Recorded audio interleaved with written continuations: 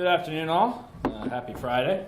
Thanks for bearing with us on a Friday in the worst traffic area in the country, at the end of a long conference. Thanks for joining today. We're going to be talking about last year's Total Solar Eclipse event, last August, just over a year ago, and kind of our role as the lead application developers for what was the NASA West Prime contract and is now the NASA East contract. So we'll go ahead and get started. So just a little bit about us. Mobama, we're a full-service design and development shop here headquartered in the DC area, both serving federal customers as well as commercial clients. We do large agency support such as NASA, USGS, NOAA, and a number of commercial entities such as Mars Candy and some other political clients as well. With me, I've got Oren Rohr and Lucas Reitzel. Lucas is our technical director for NASA programs, and Oren is our senior engineer, who leads our NASA.gov application development efforts. Nice little graphic. So today, this is the management track. So what we're going to be really focusing on are kind of looking at major event management, and how you can approach that from a project management perspective. And what's more interesting about that is how do you deal with the questions you can't answer or the questions that you don't even know to ask at the time. So we'll be kind of looking at that. We'll also be giving some of the technical overview of the kind of the steps we took to address a lot of the concerns around having such a large scale events happening with not a lot of information to start with, as well as some of the Drupal implementation efforts that we made in order to make this a seamless viewing experience for somewhere around 40 million folks when all is said and done. Just wanted to give you guys kind of a general idea of some of the importance of requirements gathering and sometimes the need for creativity and developing good trust with your clients. This is the requirements directly from the statement of work that we got from our NASA contractor. It was 3 lines. Well, there was some fancy language at the top, but for the most part, when you got down to the actual requirements, it was these 3. It was exactly written this way, and not a whole lot of details surrounding that. So you can kind of see where when you're talking about a large scale event that happens like once every 1,000 years or something, this might cause some concerns. And then a couple of our challenges and kind of concerns from our side kind of going into this obviously were we didn't have a set number of streams that the client would be interested in hosting. We didn't even know the source location for a lot of these streams. We ended up hosting streams that included GoPros mounted to Raspberry Pi boxes on weather balloons, somewhere over Montana, and from boats out, off the shores of Charleston, South Carolina, as well as just, some feeds from the satellites and in locations around the world. We didn't know exactly how many people were going to come to this event on the web. How many folks would be on their phones looking at this, how many people would be at work, people just walking outside and taking a look and not caring that there is digital coverage going on for this. We didn't really know how long we needed to be worried and stay on our toes during the event to make sure that no issues were going to occur. We knew how long it would be over the country, but not how long people would come in beforehand to read up about it or how long after they would stay on to watch the coverage. And obviously, when we're a cloud-based application, so we wanted to make sure our hosting environment was solid and was going to be able to withstand the tremendous amounts of traffic that we were anticipating. That also, you then have like 15 other companies and groups that we had to play nice with, and everyone having their own piece, and making sure everyone wanted to share and keep everyone well informed. How many folks in the room are project managers? Okay, so good sample. And how many of you guys use, say, like Agile, Scrum methodologies, Kanban, stuff like that? Okay, so most of you. So we can all agree that that's kind of the way to go. So I'm not going to bore you too much with like talking through agile concepts. You guys have probably gone to a number of conferences that talk about that. You guys understand what we're talking about. What I want to talk about more is just like when you're attacking, a situation such as this, major events, one-time opportunities. These are like Super Bowl level things, except for the Super Bowl gets to happen, once a year. This happens once every 100 years. So we're going to just talk. We're going to quickly go through, some of the the tools that we use in planning for this event and then executing this event, and talk about how they can be helpful towards major event management, and also maybe just some different applications of tools that you're already familiar with but used in a different light. So we're going to talk about going through and the importance of not just going off of the client's requirements but developing your own, and developing goals for yourself for delivering a high quality product. We're going to talk about the importance of coordination and collaboration with different partners, customers, stakeholders, anyone who could have a play in making this event successful or destroyed. Treat them equally. We'll talk about the importance of risk registries and identifying and documenting risks and how to bring those up. Talk about milestones, general agile approaches, what we like to term as enhanced QA, and then last but not least, I instituted a no-fly zone, but for all intents and purposes, it's to catch all for implement as many controls on your environment as possible, and beg, borrow, and steal, to get those controls if necessary. So as I was talking to in terms of requirements, so we had 3 bullet points from the government, and some people go look at that as not doing homework. We actually looked at it as our relationship with the customer has been pretty strong. We've been supporting NASA, for 6 years, just about. Developing multiple applications. With our biggest one being NASA.gov for the agency, and there's a lot of collaboration that goes back and forth to where they understand that they can give us, kind of the broad strokes and allow us to go in and fill in the rest and identify the other gaps that we should be conscious of. So here we just have a list of the, some of the additional requirements that we kind of drew out, for ourselves, to, hoping to ensure that the event went off smoothly. Obviously, not breaking the internet was the first and foremost one. We really wanted to make sure that the user experience was solid and attacked from all different angles, from all the different digital media channels. We wanted to make sure that we limited load times and things that could cause hang-ups and cause users to not enjoy the app or to go away from it. And we wanted to provide some additional tools for the users to be able to enhance their day-long experience, including an interactive map graphic that we can demonstrate during the technical portion of this.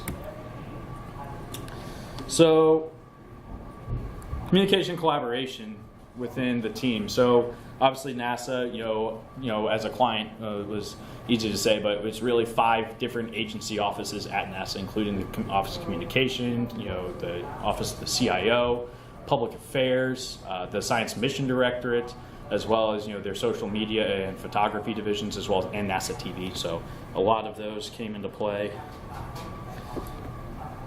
We also had a significant number of technology partners that came into play. We had 2 different CDN providers, one for static content, one for streaming content. We had video production specialists who were helping with the encoding, as well as the programming for NASA TV. We had our contract partners with our security team, our prime contractor helping with operations and logistics. We had 3 different streaming content providers, outside of the agency that, from a commercial sense, they're all providing their own streams in different formats with different players and all of the fun stuff that went along with that.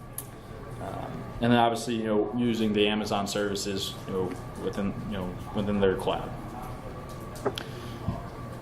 So when you have a lot of players like that, it's important to know who all is responsible for what, and get them in as many meetings as you possibly can.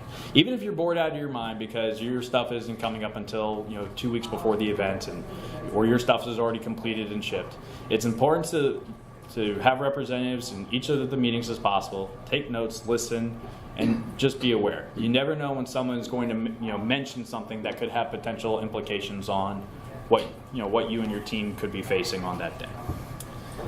So coordinating all hands meetings regularly, just good touch points. They don't have to be long meetings. Just make sure everyone is aware what everyone else is doing and have that open transparency. And also make sure that people are understanding the milestones that agreed upon as the team, and are communicating any risk to the schedule. It's a lot of trust in making sure that, hey, if my part is relying on this company doing their part on time in order for us to make our deadline, just making sure that communication channel is open and risks are being communicated early and often. Speaking of risks, keeping a risk registry. Something that we were joking about a little bit last night was that the day your project's risk registry is empty is the day you take your project offline. There's always going to be risks involved, no matter if they are damaging risks, if there's risks you can do anything about.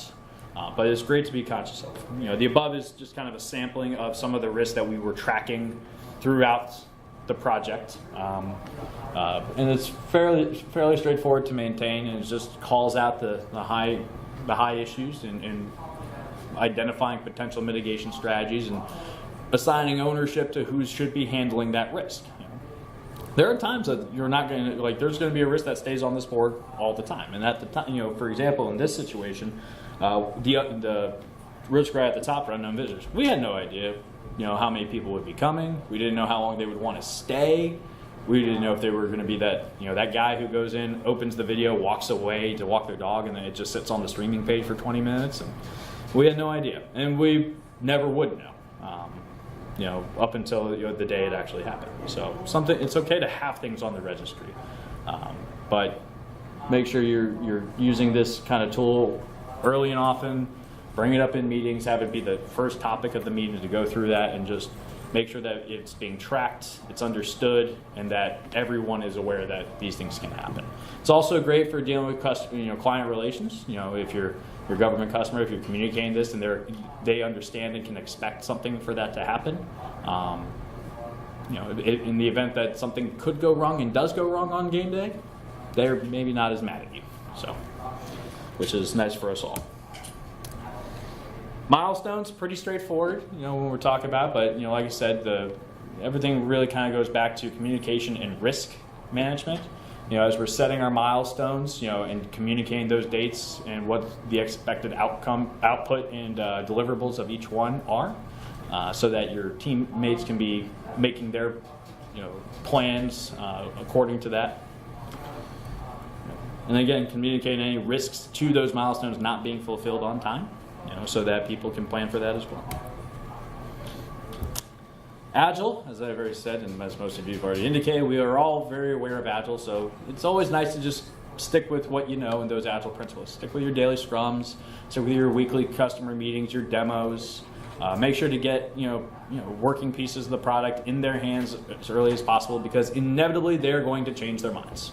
It can be the best thing in the world, they're still going to change their minds 3 or 4 times before it actually goes anywhere. So show it to them, make sure they like it, get everything in writing, sign off on it, and move on. Then we have the other side of QA, as we like to look at it. I know one of our other teammates gave a nice presentation earlier today about breaking things and building in time to, as DevOps engineers, to try and break your environment as much as you do for securing it. And that concept applies here when you're looking at major events. I feel like we can all agree that a lot of times we're writing test cases for our sites and apps that we're writing about how they should work. And in the ideal situation, how is this going to work? And I'm testing to those results. How often, though, do we really put ourselves in those unideal situations to test it under considerably harder circumstances? So it's a good thing that for QA to build in enough time for your integration testing, your UAT testing, but also break everything testing. Just go in there, reload the page 100 times in a row to see if you can overload the server with calls back, and open 2 videos, one after the other to see if you can cause the player to skip. Just try and break things. I mean, one of the things, I like Star Wars. If they had spent a little bit more time, taking the rebels, threat seriously instead of making sure they could blow up planets pretty easily, then maybe they still have a Death Star. The same concept applies to your apps and services. If you spend all of your time making sure that that home page looks exactly how it's supposed to do and that the login is working great, and you don't spend time to see what happens when 1,000 people try and load that page at once, and doing those things, then you might have a really nice looking home page until it crashes in 5 minutes. So dedicate some time in there. And as we were talking about risk registry and controlling your situations, most of the time, if it can go wrong, something will go wrong. Maybe not always in a catastrophic sense, but it's a good thing to plan for it. And so using your risk registry as a playbook of understanding where the risks are and knowing what mitigation strategies you can do. Some things are going to be out of your control, and that's okay, but some things are in your control. And sometimes you just have to ask really nicely to get your way sometimes. We had an incident about a year and a half ago, I think, with Amazon, where some engineer accidentally fat-fingered some keys, and it took down S3 for most of the day, if everyone can remember, and everyone was going crazy and lighting their hair on fire. But so it's chaos, it's a problem, it's a risk, it's out there.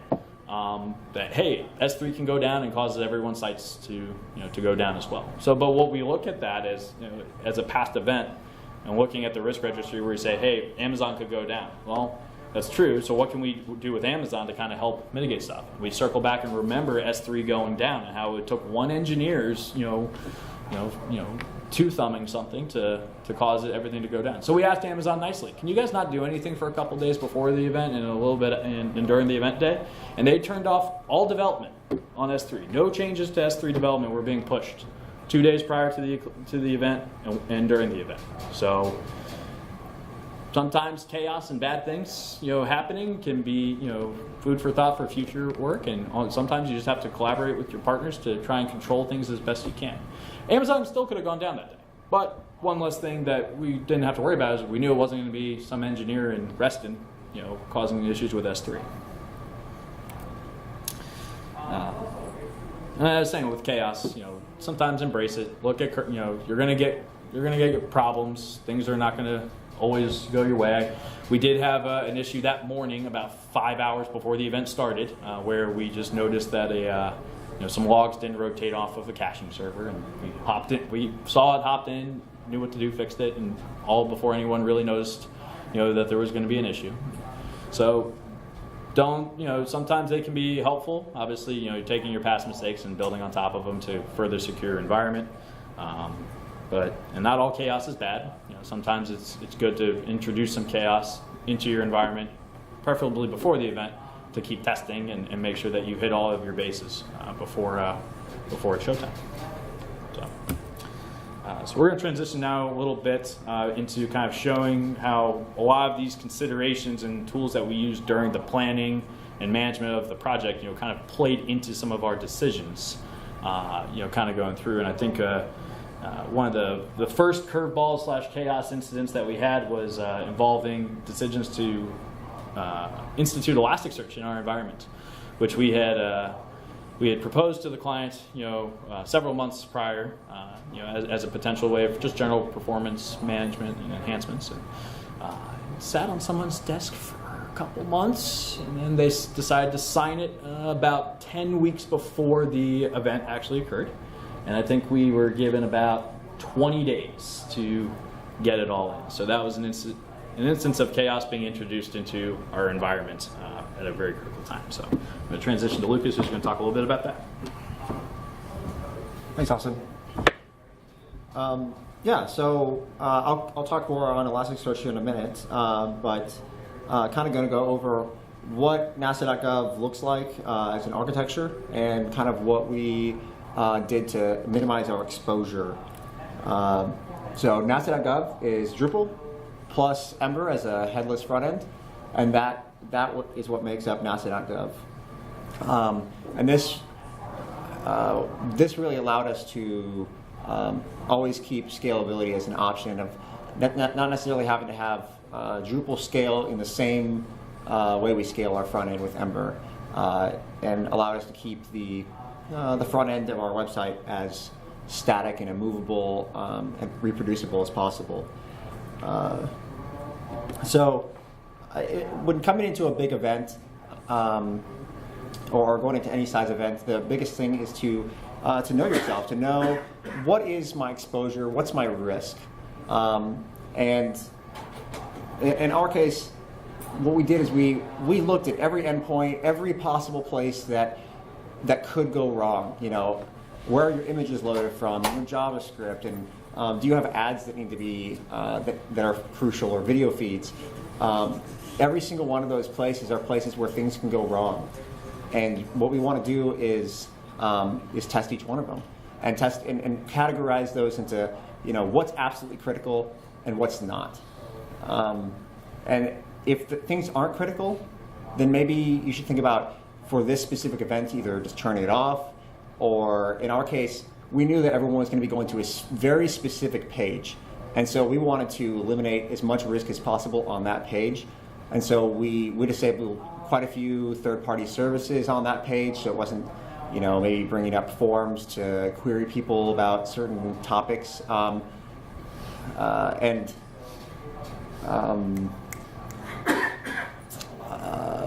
And then also we took another approach of making everything that was on that page completely static. So even though we knew that the rest of the website had a dynamicness to it to make people, to try and get people involved, we wanted that page specifically to be as absolutely immovable as possible, at least in reference to our infrastructure.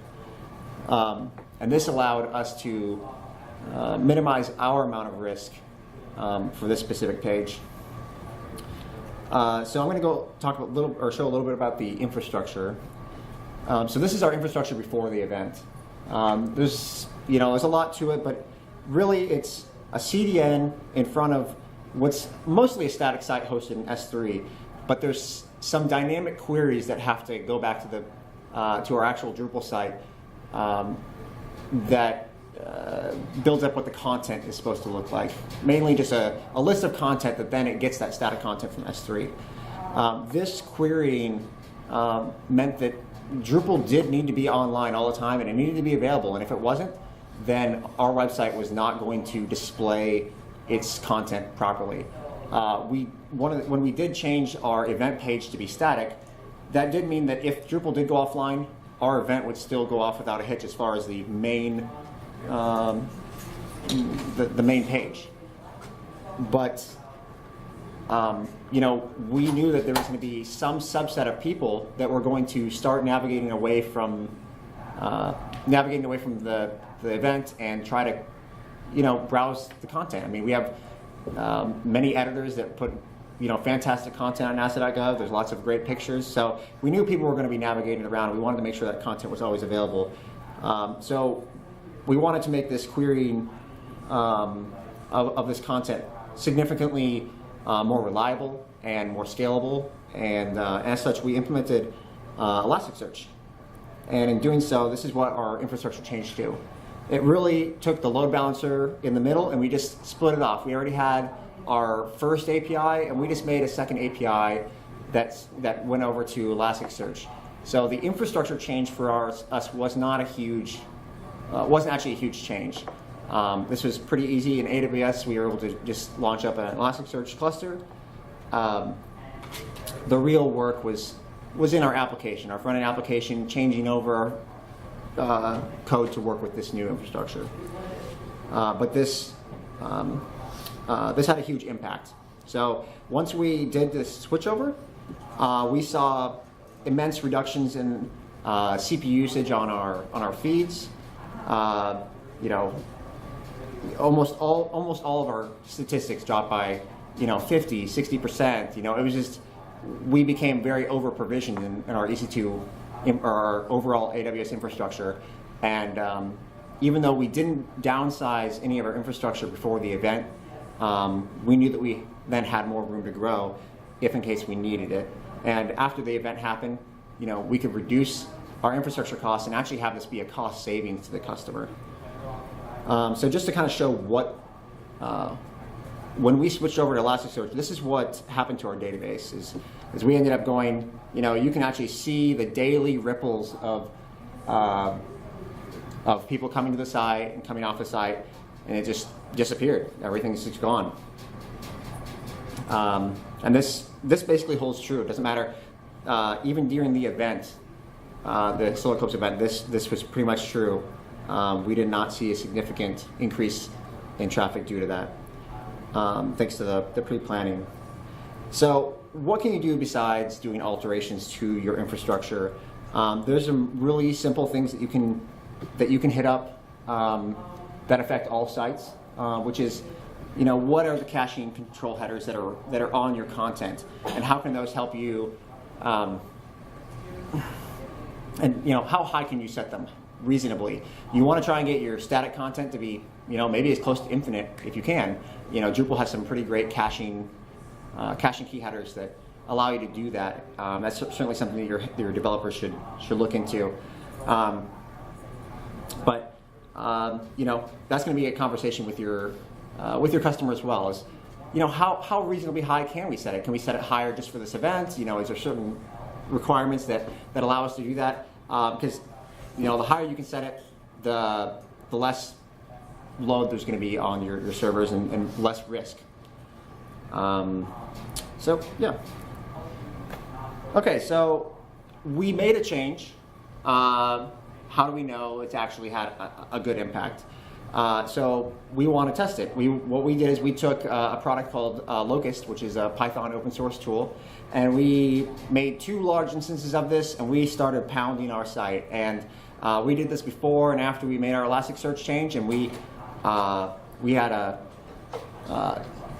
noticeable impact. Instead of our server scaling and the latency of our requests going up, we were able to, after implementing the change, having the same requests have no noticeable impact on our infrastructure at all. And this is great for obvious reasons.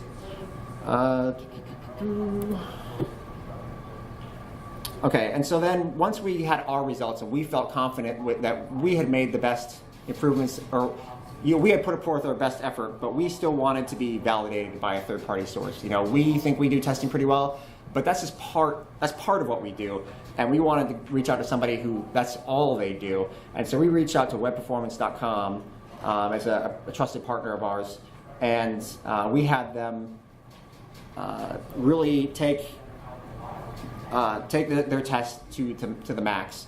In fact, they had to extend what they had ever previously done before as far as testing in order to meet the requirements that we were hoping, that we wanted them to go to. And so we had them hit 10 gigabits a second as far as transfer speed. It's just just an unheard of amount of traffic coming from all different sources in the world.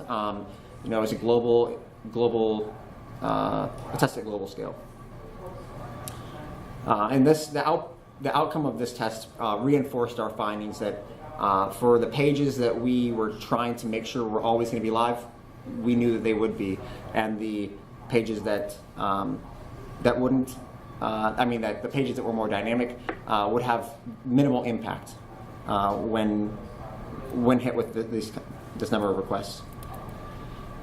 So now I'm going to move over into the actual user interface, and this is going to be done by my colleague Oren Rohr, who actually did a lot of the work on the user-facing implementation. Thank you, Lucas. Good afternoon. All right, I'm going to, like you just said, briefly go over the front end. All right, so this is a desktop version. Like Austin had mentioned earlier, we had 3 bullet points, and so we had a lot of flexibility, which is really nice. We wanted the video to be front and center, so as you can see we have that right there on the top, and then we wanted the users to be able to easily find the different videos that NASA had spread out across the path of totality. So as you can see here, they have a lot of options to choose from. We have the times. So let's go on to the next slide here. All right, as you know, NASA.gov It's a headless Drupal setup with Ember. We did this for many reasons. There's security. There's, on the performance side.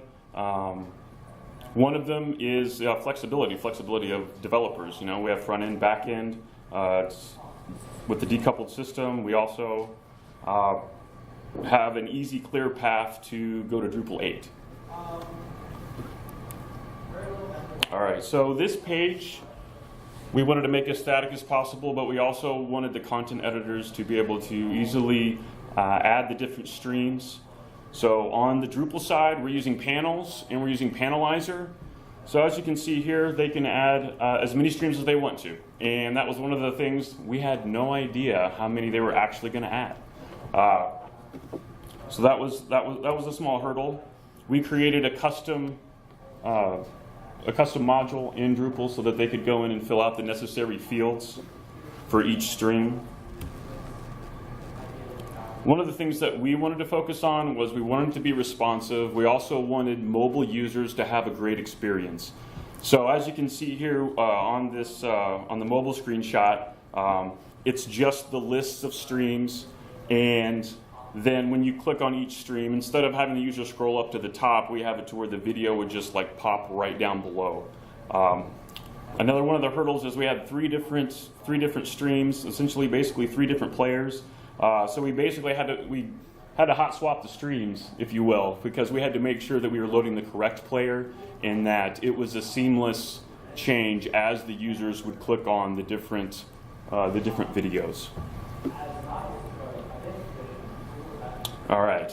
So one of the, it might not have been one of the 3, but each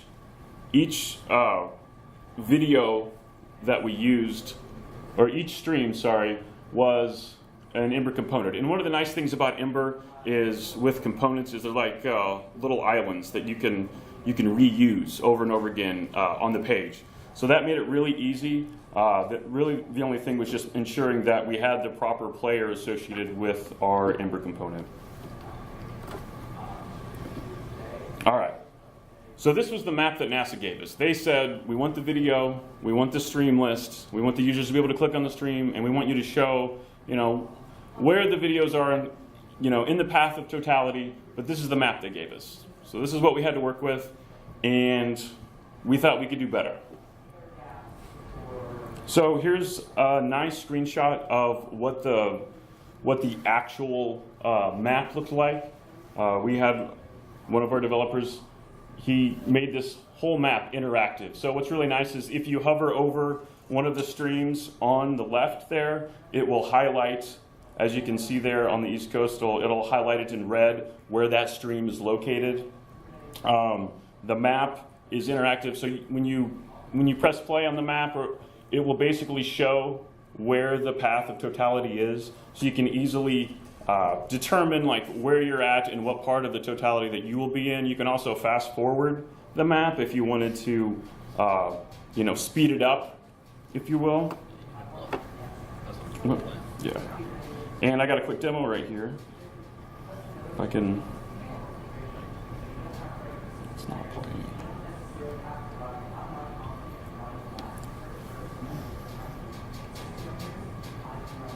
All right, so as you can see, this was the user experience from the desktop side, or a tablet would show the same thing. So we wanted to make it, interactive, and so it was really nice being able to use Ember. We can make it interactive, we can make it as static as possible, and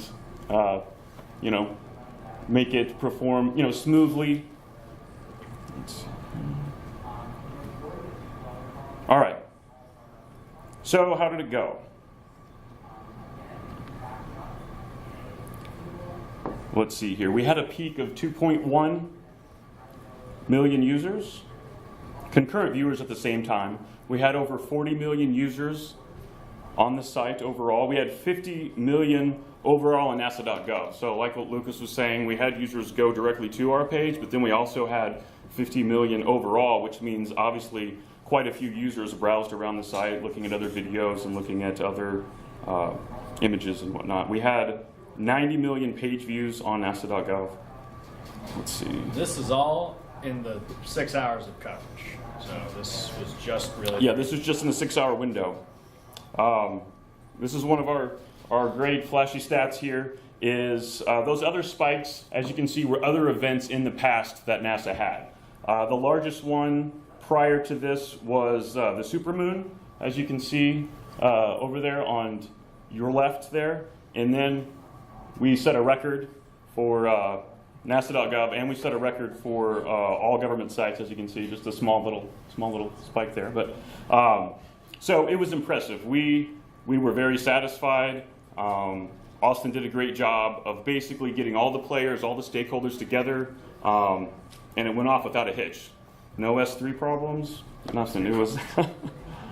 Here's another one. As you can see, the nice, curve there. The nice mountain is what we like to call it throughout the months there. Anyone for reference to care, this graphic is actually just our static assets and not the video feeds. Yeah, this is just us hitting that static page. All right, I'm going to hand it over to Austin. Yeah, just like I said, if you guys can pick some of the stuff out. So obviously we're talking about the kind of the add-ons to Agile and some of the project management skill sets for attacking major events such as the Eclipse was. And as you can see, recognizing drawing your own requirements, taking the 3 that NASA gave us and the lovely PNG of a map they gave us, and and extrapolating on that and creating more. Constantly working to deliver value to the customer, who for us is not just NASA, but all the folks around the world who come to their site every day to get updates on the great work that they're doing. Looking at identifying risks that have happened either previously to us or just risks that as we are brainstorming about this event, how do we control the environment, how do we limit our exposure, how do we make things perform at an optimal level, how do we handle throwing an Elasticsearch, which I think Lucas actually made it sound a lot easier than it was. I think it was at GovCon last year we were implementing Elasticsearch while doing the conference as well. I had a lot of vacation days and Chinese food after that to the guys. But so we take all those things in stride and started to implement them along the way. We did have a great turnout. We luckily had no issues really during the event. I was kind of bummed as we were sitting there watching it. The infrastructure never flinched once. We never had a single scaling event, and I'm like, why do we go to all this effort? As you look back at the numbers, it's the work and the preparation that these guys, as part of the larger team, took in getting this thing squared away really showed. Obviously, we had 15 different contractor and government partners on the program. It encompassed about 200 people actively working on the event, from those who started about 2.5 years ago with some of the active planning for the media and some of the reach out to a lot of the colleges and universities that were participating in this as well, such as Montana State University, the Exploratorium out of California. So large efforts, all went off without a hitch, and everyone was very relieved when it was over, so they could all relax. I did want to give a kind of special thanks to a couple of the key government stakeholders who were managing this. Brian Dunbar is the web services manager for NASA and oversees NASA.gov and as the public affairs officer. Mamta Nagaraja, who is was the point person from the Science Mission Directorate, representing Kristen Erickson, who is the chief of digital over there, as well as our friends over at InfoZen, now Mantech, us, MindPoint Group, and all the other great players involved. So that covers that, and now we can move into questions.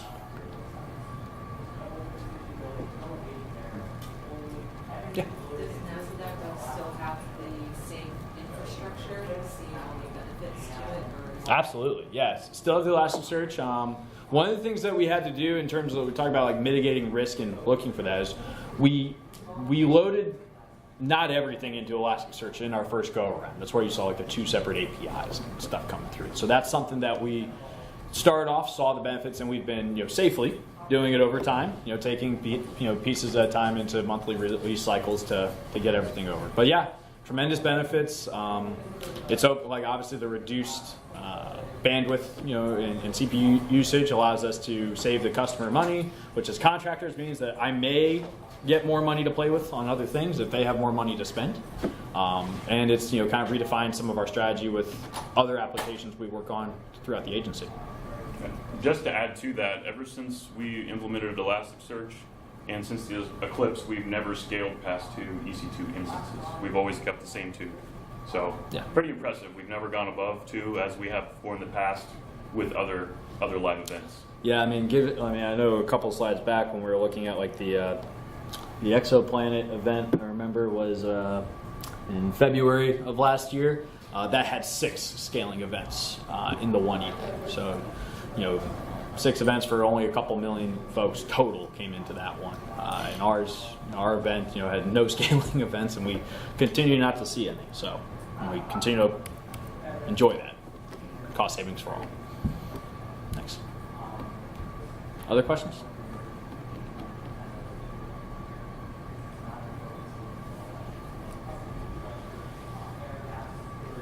Cool.